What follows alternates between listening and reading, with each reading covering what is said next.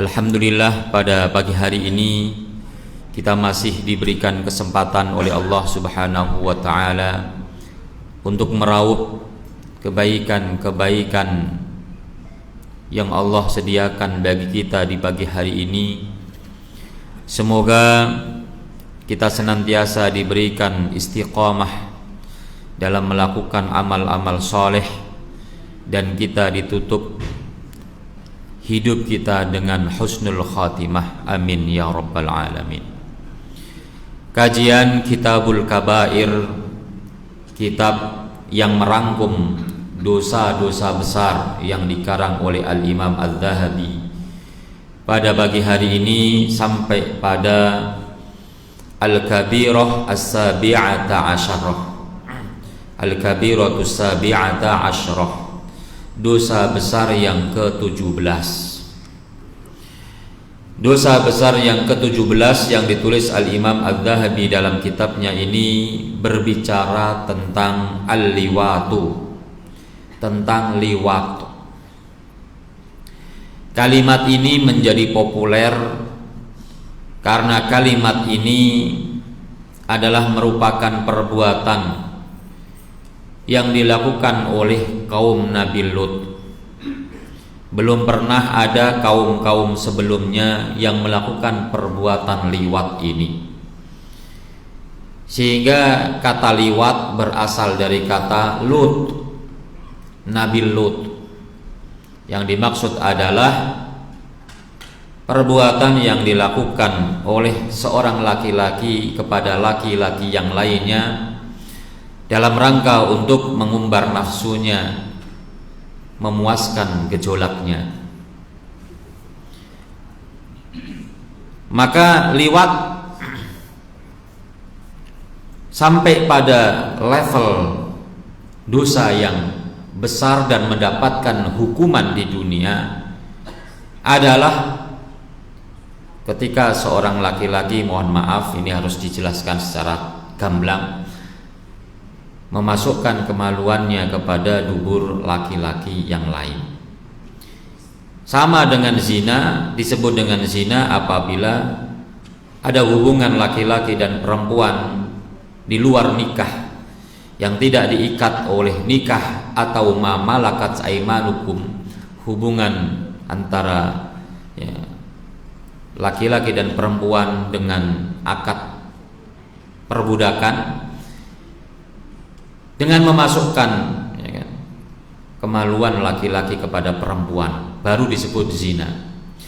Sehingga perbuatan yang menuju ke sana, baik liwat ataupun zina, belum disebut dengan zina dengan makna istilah syar'i, sehingga tidak mendapatkan hukuman yang telah ditetapkan. Zina hukumannya adalah rajam bagi yang muhson, yang tidak muhson, yang ghairu muhson dihukum dengan cambuk sebanyak 100 kali dan diasingkan selama 1 tahun.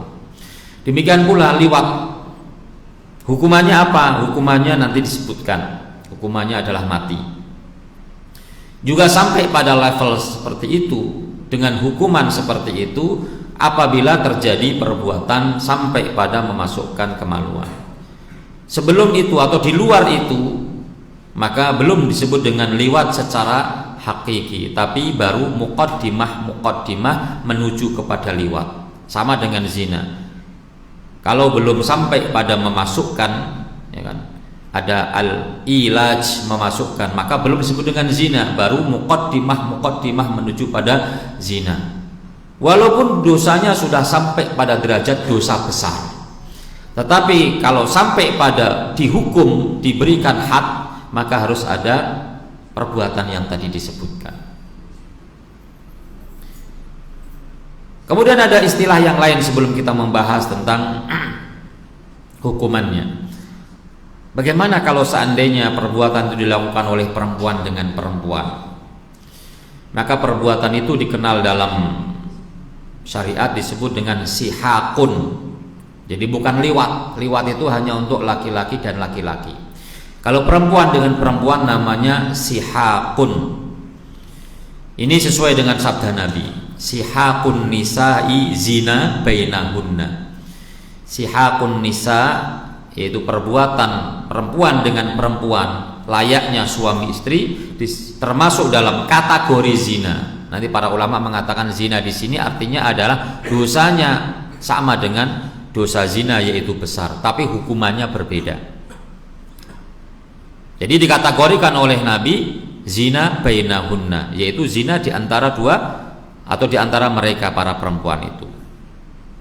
Nanti ada lagi, bagaimana kalau seandainya seorang laki-laki, seorang suami memasukkan kemaluannya kepada dubur istrinya sendiri, termasuk dosa besar, tetapi hukumannya tentu tidak sampai pada dosa liwat atau hukuman liwat. Sehingga di sini ada beberapa jenis, ya kan? Ada liwat, ada sihak, ada zina, ada ityanur rajuli duburo zaujatihi, seorang laki-laki yang mendatangi istrinya dari dubur istrinya tersebut. Dan semuanya kategorinya adalah dosa besar, tetapi hukumannya berbeda-beda. Kita masuk ke dalam kitab Al-Kabair. Beliau memasukkan al-liwat termasuk dosa besar berdasarkan cerita yang disebutkan oleh Allah Subhanahu wa taala dalam Al-Qur'an, di mana Allah Subhanahu wa taala berfirman, "Atatuna dzukrana minal alamin wa tadharuna ma khalaqalakum rabbukum min azwajikum bal antum qaumun adun." Kenapa kalian para laki-laki mendatangi laki-laki dan kalian membiarkan istri-istri kalian yang Allah ciptakan untuk kalian? Sungguh kalian adalah kaum yang melampaui batas. Dan ayat-ayat yang lainnya yang membahas tentang kaum Lut, yang diantaranya adalah bagaimana Allah Subhanahu wa taala menghukum kaum Lut yang melakukan perbuatan tersebut dan membiarkan perbuatan itu berlangsung, maka mereka dihukum oleh Allah Subhanahu wa taala dengan dibalik bumi di atas dan langit seakan-akan di bawah. Jadi waja'alna safi'aliha safilaha, Allah jadikan yang bawah menjadi di atas.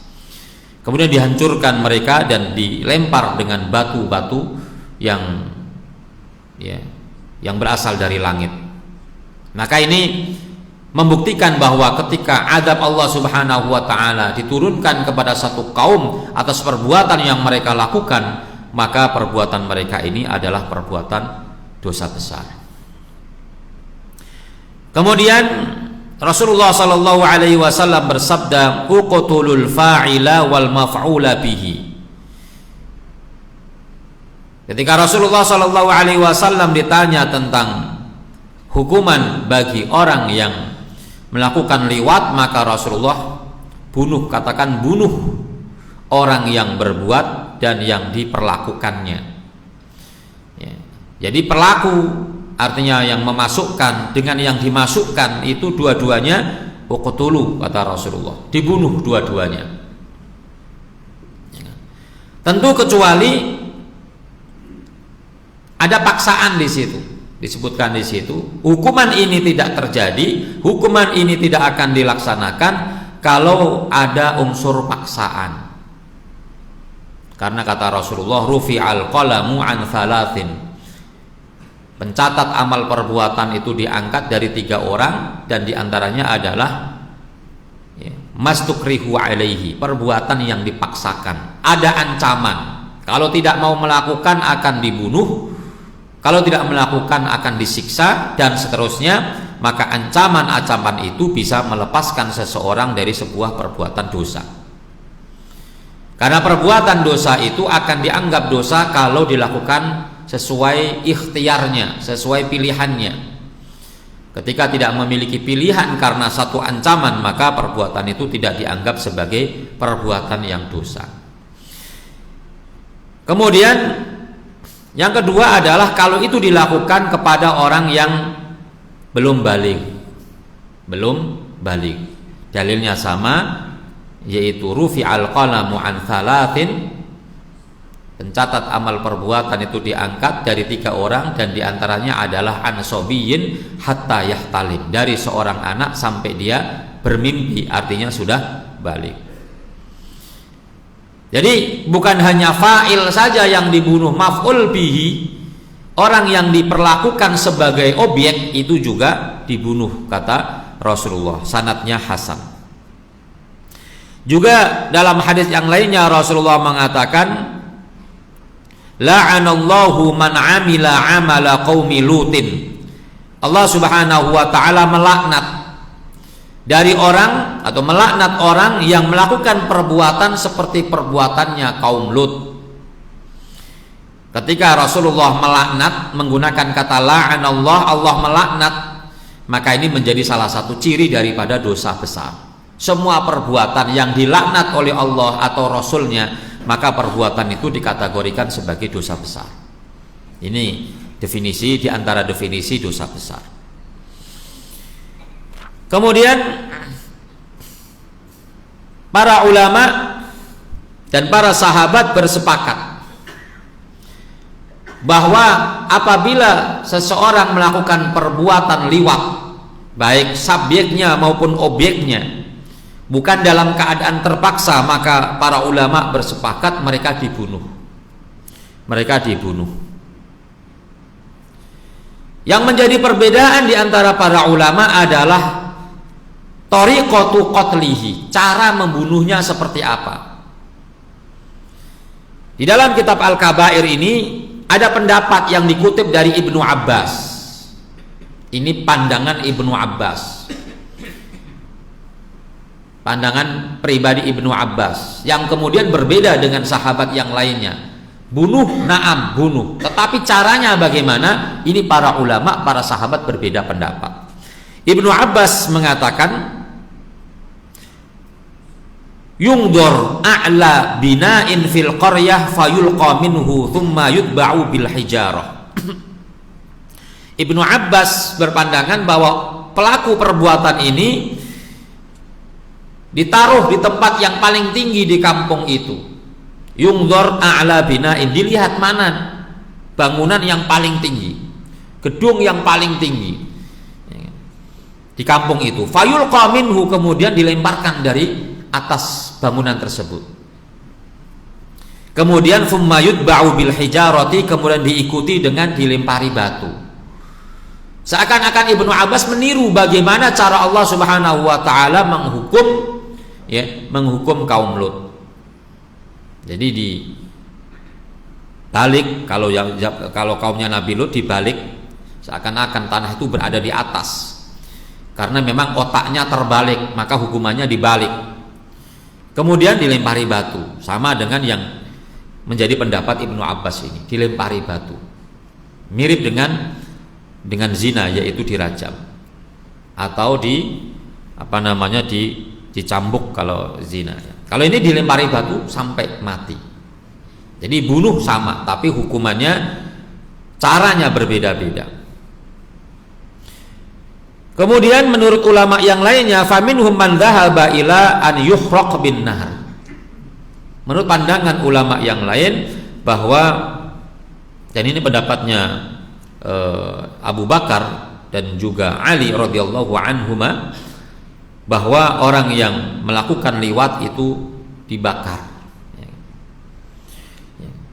Kenapa? Karena ini lebih daripada zina, tidak sama dengan zina. Liwat itu lebih jahat, lebih bahaya daripada zina, sehingga hukumannya harus lebih berat dibandingkan perbuatan zina, sehingga dibakar.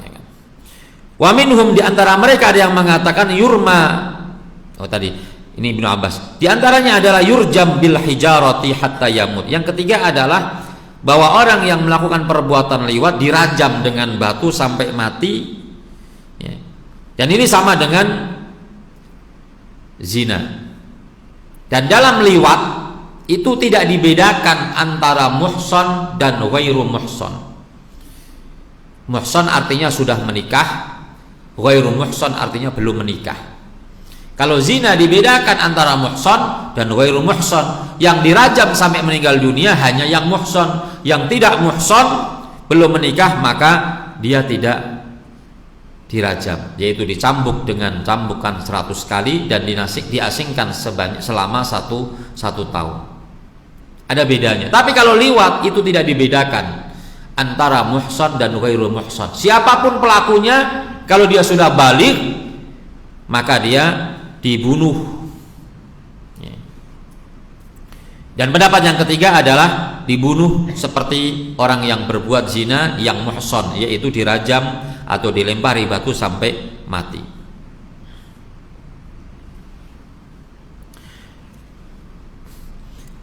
Kemudian itu menurut jumhurul ulama.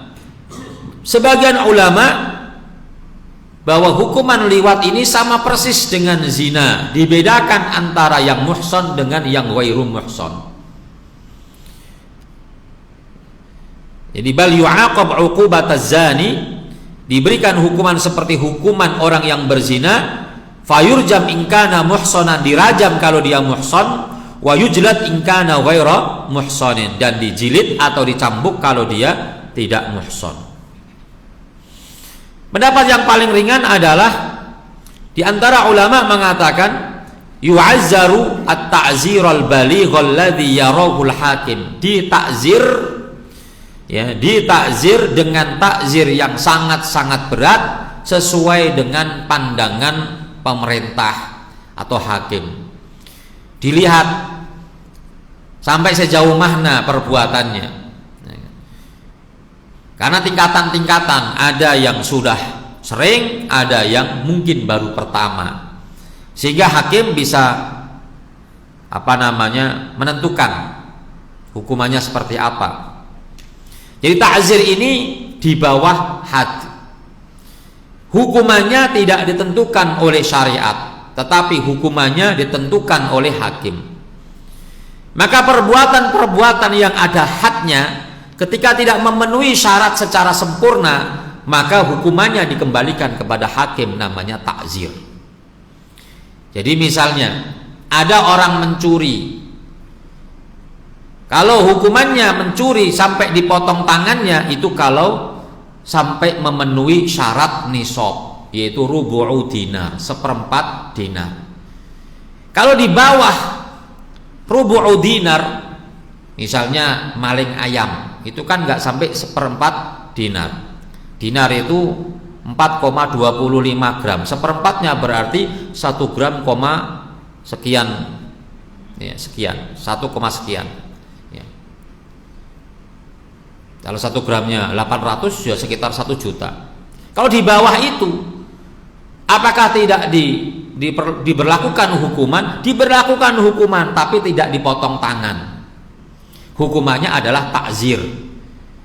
Sehingga kalau ada orang yang nyuri ayam yang harganya cuma 100-200, lalu dihukum oleh pemerintah 3 bulan, itu benar menurut syariat, itu hukum Islam. Kenapa hukum Islam tidak menentukan hukuman bagi orang yang mencuri di bawah rubu'u dinar? Yaitu diserahkan kepada hakim. Begitu pula orang yang berzina, kalau cuma berduaan, tapi sampai tidak ada ilaj, tidak ada memasukkan, ya, maka diserahkan kepada hakim. Hukumannya seperti apa? Apa dikurung selama 1 minggu atau berapa hari misalnya, sesuai dengan keputusan hakim, maka itu adalah takzir dan itu sesuai dengan syariat Islam. Jadi pendapat yang paling ringan adalah bahwa orang yang melakukan perbuatan liwat ini hukumannya diserahkan kepada hakim, tergantung hakim memutuskan seperti apa. Jadi kalau seandainya di Indonesia ada hukuman apabila ada orang yang terbukti melakukan perbuatan liwat, kemudian dihukum oleh pemerintah misalnya sekian bulan atau didenda sekian, maka dia mengikuti pendapat ini, pendapat di mana pemerintah menentukan hukumannya sendiri. Tetapi tentu pendapat ini lemah, karena pendapat yang kuat adalah, ya kan, adalah dibunuh tadi. Bahkan sepakat para sahabat, sepakat para sahabat, hanya caranya saja yang berbeda. Lalu bagaimana menetapkan seseorang terbukti menjadi pelaku liwat? Para ulama mengatakan pembuktian terhadap perbuatan liwat sama dengan pembuktian terhadap perbuatan zina. Apa itu? Kalau zina ada 3, seseorang terbukti berbuat zina itu 3. Kalau liwat hanya 2. 1, ada saksi 4 orang adil yang menyaksikan. Ini sama, antara liwat dengan zina harus sama. Kalau ada orang yang bersaksi 4 orang, kemudian ada 1 orang yang mundur dari persaksiannya, atau beberapa orang yang mundur dari persaksiannya, atau tidak memenuhi syarat persaksian, maka tidak bisa dibuktikan bahwa dia pelaku liwat. Dan orang yang menuduh seseorang berbuat liwat tanpa 4 orang saksi, kurang saksinya, cuma 3 misalnya, maka yang menuduh itu sama hukumannya dengan orang yang menuduh perbuatan zina, yaitu dicambuk sebanyak 80 kali, yaitu qadfu al-muhsanat. Hukumannya pada hukuman qadfu al-muhsanat, menuduh orang baik-baik berbuat zina. Kalau ini menuduh orang baik-baik berbuat liwat. Itu yang pertama. Yang kedua adalah pengakuan yang dia tidak yarji min iqrarihi, tidak membatalkan pengakuannya. Seperti seorang wanita yang mengaku telah berbuat zina, maka dihukum sesuai dengan dosanya, muhsan atau ghairu muhsan. Demikian pula kalau ada seorang laki-laki yang datang kemudian mengaku telah melakukan perbuatan liwat dan dia tidak mundur dari pengakuannya, tidak membatalkan pengakuannya, maka dia terbukti melakukan perbuatan liwat. Karena persaksian atau pengakuan itu lebih kuat daripada persaksian. Pengakuan diri itu lebih membuktikan dibandingkan kesaksian. Karena kesaksian itu kan dilakukan oleh orang lain. Tapi kalau pengakuan itu dia sendiri yang bersaksi atas dirinya, dan seseorang tentu tidak ingin menjerumuskan dirinya akan dihukum, dibunuh, dirajam ataupun hukuman yang lainnya dengan pengakuannya. Tentu tidak mau kalau seandainya kemudian dia menceburkan dirinya pada kecelakaan atau bahaya. Sehingga pengakuannya itu pasti dibenarkan. Nah, yang ketiga, kalau zina ada yang ketiga, yaitu apabila seorang wanita hamil dan tidak memiliki suami, atau suaminya pergi minimal 6 bulan, nggak pernah ketemu sama suaminya 6 bulan, tiba-tiba hamil. Karena paling cepat seseorang itu melahirkan itu minimal paling cepat itu adalah 6 bulan. Tiba-tiba hamil, maka siapa yang kemudian menghamilinya? Tentu suaminya tidak melakukannya karena tidak ada, sehingga dia terbukti menjadi pelaku zina. Kalau liwat kan nggak ada hamil, sehingga nggak ada untuk membuktikan seseorang melakukan perbuatan liwat, tidak ada poin yang ketiga. Nah, ini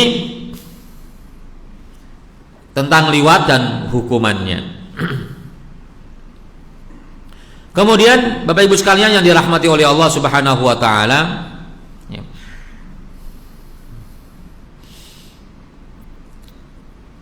pendapat yang mengatakan tadi terakhir di takzir tadi adalah pendapatnya Imam Abu Hanifah, ya kan? Imam Abu Hanifah.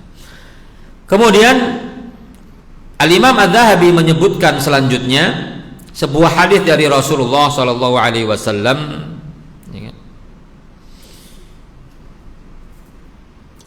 ketika Rasulullah ditanya tentang seorang perempuan yang melakukan perbuatan saling suka dengan perempuan yang lainnya, disebut dengan sihakun, ya kan? Maka Rasulullah mengatakan sihakun nisa'i zina bainahunna, bahwa sihak, perbuatan perempuan dengan perempuan yang lainnya, itu termasuk kategori zina di antara mereka. Sebagian ulama ada yang meriwayatkan bahwa sebenarnya sihakun nisa ini di zaman Nabi Lut itu sudah ada dan berlangsung selama 40 tahun sebelum liwat. Jadi didahului oleh sihak, perempuan suka dengan perempuan, berlangsung selama 40 tahun. Kemudian muncullah penyakit yang baru, yaitu liwat, dan liwat itu menjadi sebab turunnya azab dari Allah Subhanahu wa taala. Sementara sihak tidak menjadi penyebab turunnya azab Allah Subhanahu wa taala. Sehingga hukuman sihak dengan liwat itu berbeda. Hukumannya berbeda. Dan Rasulullah Shallallahu Alaihi Wasallam tidak menyebutkan hukuman untuk sihak. Beliau hanya menyebutkan zina. Dan para ulama mengatakan bahwa penyebutan zina oleh Rasulullah Shallallahu Alaihi Wasallam terhadap seorang wanita yang menyukai perempuan yang lainnya itu adalah hanya pada posisi dosa besar. Artinya orang yang suka perempuan dengan perempuan yang lainnya itu termasuk dosa besar, tetapi tidak masuk dalam kategori hukumannya sama. Tidak kemudian hukumannya sama persis. Ya. Hukumannya tidak seperti zina yang muhson dicampi, yang muhson dirajam, yang ghairu muhson dicambuk dan diasingkan 1 tahun. Bapak Ibu sekalian yang dirahmati oleh Allah Subhanahu wa taala, apa hukuman bagi orang yang melakukan sihak? Di dunia orang yang melakukan sihak adalah ta'zir. Dan ta'zir ini dilakukan oleh hakim atau qadhi sesuai dengan pandangannya. Dan antara satu orang dengan orang yang lainnya berbeda sesuai dengan tingkatan perbuatannya. Maka orang seperti ini selain ditakzir oleh hakim, maka ia diperintahkan untuk bertaubat kepada Allah Subhanahu wa taala seperti dosa-dosa besar yang lainnya.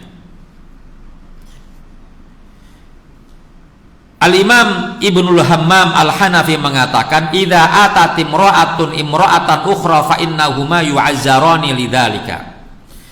Kalau ada seorang wanita mendatangi perempuan yang lainnya, maka keduanya ditakzir karena perbuatan itu. Ibnu Abdul Bar mengatakan, alal mar'ataini idza thabata alaihi masihaq. Bagi 2 orang perempuan yang terbukti melakukan perbuatan sihak, maka hukumannya adalah al-adabul muji' wat tashrid, yaitu dia diadab itu artinya dididik, ya kan? Dita'zir dengan ta'zir yang membuat dia menyesal, yang membuat dia tidak mau melakukan perbuatan itu lagi.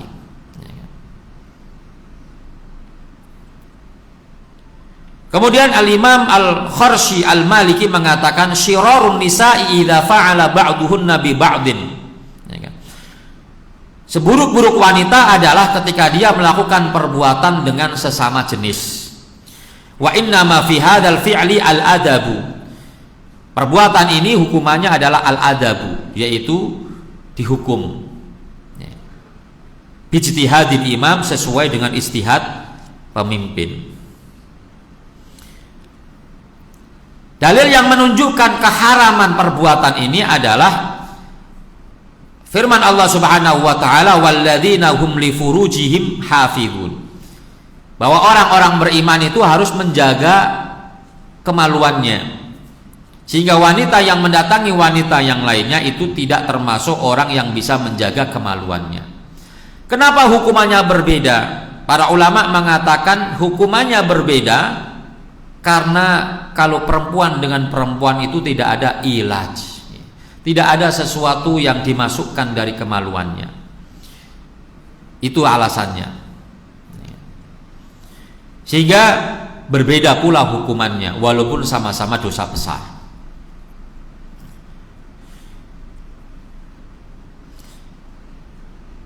Sementara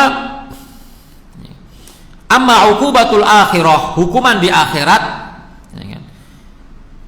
Maka di akhirat hukumannya dijelaskan oleh Quran dan hadis, termasuk hukuman-hukuman yang berlaku pada dosa-dosa besar yang lainnya, yaitu firman Allah Subhanahu wa taala, in tajtanibu kaba'ira ma tunhauna anhu nukaffir ankum sayyi'atikum wa nudkhilkum mudkhalan karima. Jika kalian bisa menjauhi perbuatan-perbuatan dosa besar yang dilarang, maka kami akan ampuni dosa-dosa kalian, kami masukkan tempat yang mulia.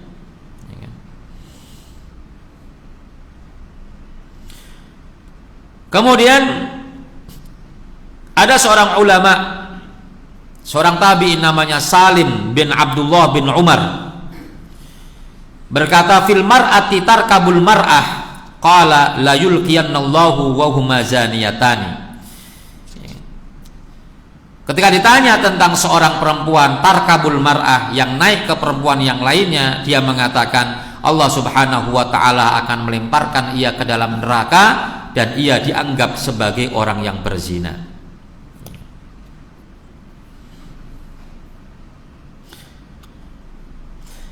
Kemudian Rasulullah Shallallahu Alaihi Wasallam bersabda dalam hadis yang diriwayatkan oleh Al Imam At-Tabrani, "Idza stahallat ummati sit'an fa'alaihimud damar." Kalau umatku melakukan atau menghalalkan 6 hal, maka akan terjadi kehancuran pada diri mereka. 6 hal yang dihalalkan dilakukan oleh umatku, maka mereka akan hancur. 6 hal itu adalah idza dhahara fihi muttala'un, kalau antar umat itu saling melaknat, ya kan? Saling melaknat. Laknat itu artinya menjauhkan seseorang dari rahmat Allah. Yang kedua, wasyaribu al-khumur, ketika mereka minum khamr. Yang ketiga, walabisu al-harir, ketika mereka memakai pakaian sutra, yaitu laki-laki yang memakai pakaian sutra bukan dalam keadaan sakit, karena kalau dalam keadaan gatal, kemudian pakai sutra, kalau pakai pakaian yang lainnya itu merasa tersiksa sehingga harus pakai pakaian yang halus berupa sutra, maka tidak mengapa seorang laki-laki pakai sutra kalau dia sakit gatal-gatal. Yang keempat adalah wattakhadhu al-qiyan, yaitu mereka apa tadi mananya ini,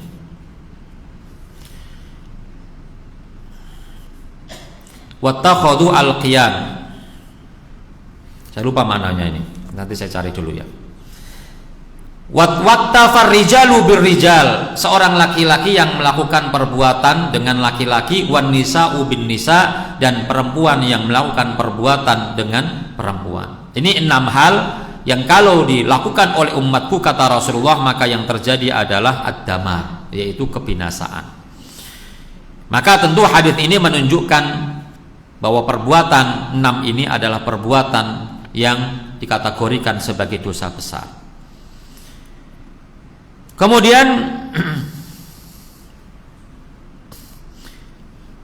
Al-Imam Az-Zahabi melanjutkan, yang terakhir adalah ajma'atil ummatu, umat ini bersepakat ala anna man fa'ala bimamlukihi, kalau ada seseorang laki-laki yang melakukan perbuatan liwat itu kepada budaknya,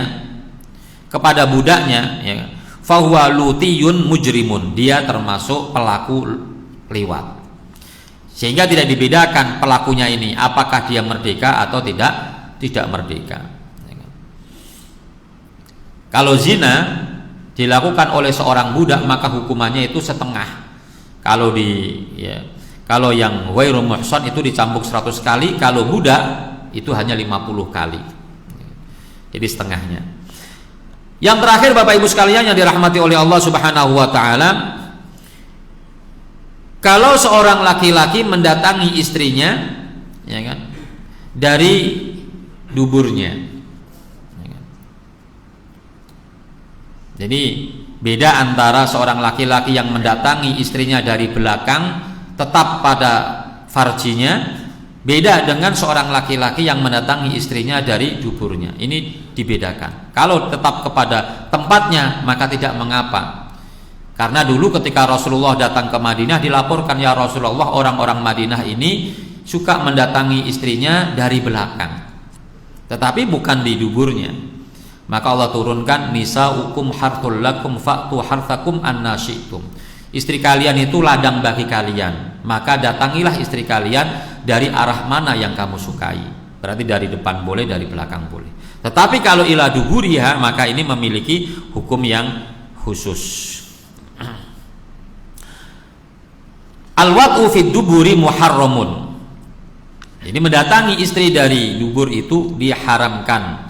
Kabirun yujibul la'an, termasuk dosa besar yang mendapatkan laknat dari Allah Subhanahu wa taala. Berdasarkan hadis Rasulullah sallallahu alaihi wasallam yang diriwayatkan oleh Al-Imam Abu Dawud dari Abu Hurairah, Rasulullah bersabda, mal'unun, dilaknat man ata imra'atahu fi duburiha, seseorang yang mendatangi istrinya dari duburnya. Dalam hadis yang lainnya Rasulullah mengatakan, man ata kahinan, siapa yang mendatangi dukun, fasaddaqahu bima yaqul, membenarkan, lalu dia membenarkan yang dikatakan oleh dukun itu, au ata imra'atahu haidon, atau dia mendatangi istrinya dalam keadaan haid, masih dalam keadaan haid, bukan sudah selesai haid tapi belum mandi. Ini dua hal yang berbeda. Ada orang wanita masih haid, ya kan, didatangi oleh suaminya, ini termasuk dosa besar. Tapi kalau dia mendatangi istrinya belum mandi tapi sudah selesai haidnya, dilarang memang, ya, tetapi dosanya tidak besar. Sudah selesai haidnya, udah bersih, tinggal mandi doang. Karena apa? Karena kalau mandi dulu kemudian berhubungan dengan suaminya, nanti mandi lagi. Ada sebagian orang malas mandinya, udah mandinya jamak, ya kan? Mandi haid dengan mandi jima, ya kan? Maka ini beda hukumnya, dosanya beda. Kalau pada saat haid itu dosa besar, tapi kalau sudah selesai haidnya tetapi belum mandi, itu tidak termasuk dosa besar, walaupun haram juga hukumnya. Jadi au ata imra'atahu haidon, atau dia mendatangi istrinya dalam keadaan haid, au ata imra'atahu fi duburiha, atau dia mendatangi istrinya di duburnya, faqad bari'a mimma anzalallahu ala Muhammadin sallallahu alaihi wasallam, maka dia telah berlepas diri dari apa yang Allah turunkan kepada Rasulullah. Ancaman ini menunjukkan bahwa perbuatan-perbuatan ini adalah termasuk dosa besar. Berlepas diri artinya ya nggak ada kaitannya dengan Quran, ya, tidak beriman kepada Quran. Maka ini ancaman dari Rasulullah. Hadis ini sahih, disahihkan oleh Al-Imam Al-Albani, diriwayatkan Abu Dawud, ya kan? Kemudian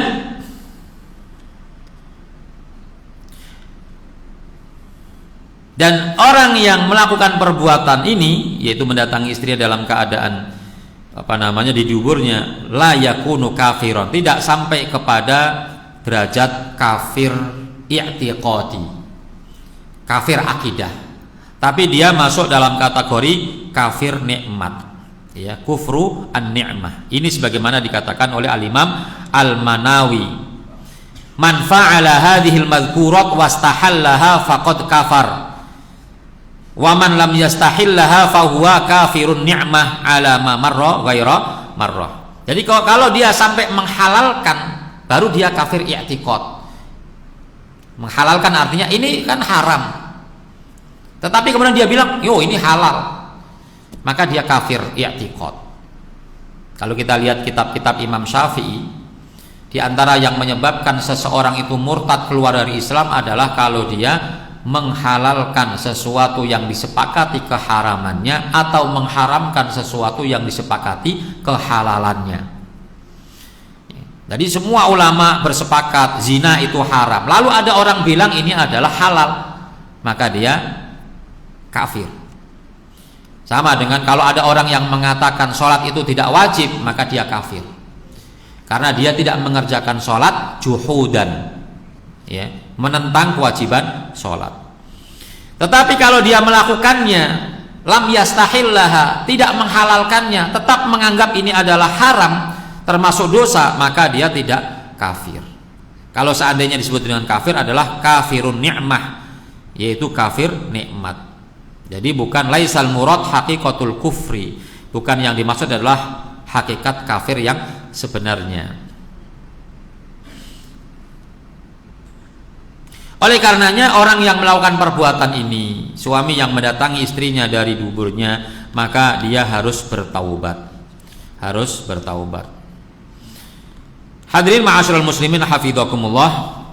Nah, inilah kajian kita pada pagi hari ini ya, mudah-mudahan ini menjadi salah satu wawasan bagi kita, pengetahuan bagi kita ya.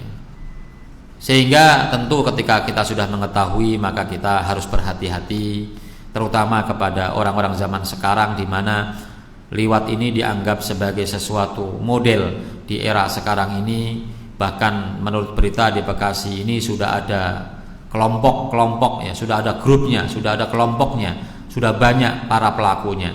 Maka kita harus menjaga istri kita, anak kita, dan saudara-saudara kita dari perbuatan-perbuatan yang mendatangkan laknat dari Allah Subhanahu wa taala. Aqulu qouli hadza astaghfirullah li wa lakum. Wassalamualaikum warahmatullahi wabarakatuh. Baik, silakan barangkali ada yang mau ditanyakan.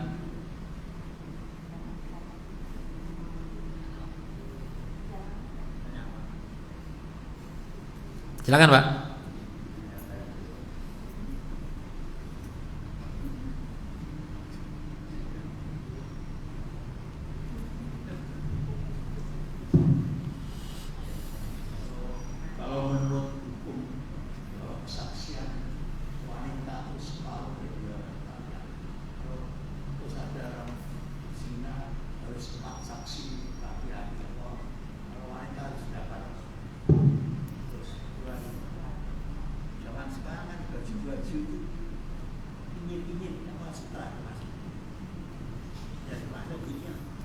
Iya. Ya, pertama, iya, kesaksian laki perempuan itu separuh dari kesaksian laki-laki. Ya, kalau yang menyaksikan ya perempuan ya dianggap setengahnya, sehingga harus ditambah, ya kan? 8 berarti, ya kan? Itu ya. Sebagaimana disebutkan dalam surah Al-Baqarah 282 terkait dengan persaksian perempuan, fatudzakiru ihdahuma al-ukhra. Kemudian tentang sutra, ya. Jadi sutra tentu tidak selalu yang licin, ya kan. Jadi semua yang licin belum tentu sutra. Ya. Tetapi yang sutra itu adalah licin, gitu kan. Sehingga harus ditanya, ini kain ini sutra atau bukan? Kalau bukan sutra, walaupun licin, maka tidak dilarang. Sehingga bukan karena licinnya, tapi karena jenis kainnya yaitu berupa sutra. Ya tentu hikmahnya adalah ya bahwa sutra ini pakaian perempuan, bukan pakaian laki-laki. Dan kita dilarang untuk menyerupai dan mengambil pakaian-pakaian yang digunakan oleh perempuan. Sehingga sutra ini buat para perempuan diperbolehkan. Bagi laki-laki dilarang kecuali kondisi tertentu yang menyebabkan dia boleh memakainya. Ya. Di dalam kitab-kitab itu disebutkan ya, bolehnya alasan boleh memakai sutra di antaranya adalah ketika kulitnya tidak menerima kain yang lainnya kecuali kain sutra. Ya. Gitu Pak ya. Ada lagi Pak?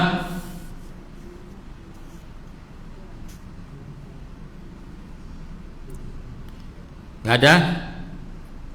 Kita cukupkan sekian ya. Gak ada Ustaz.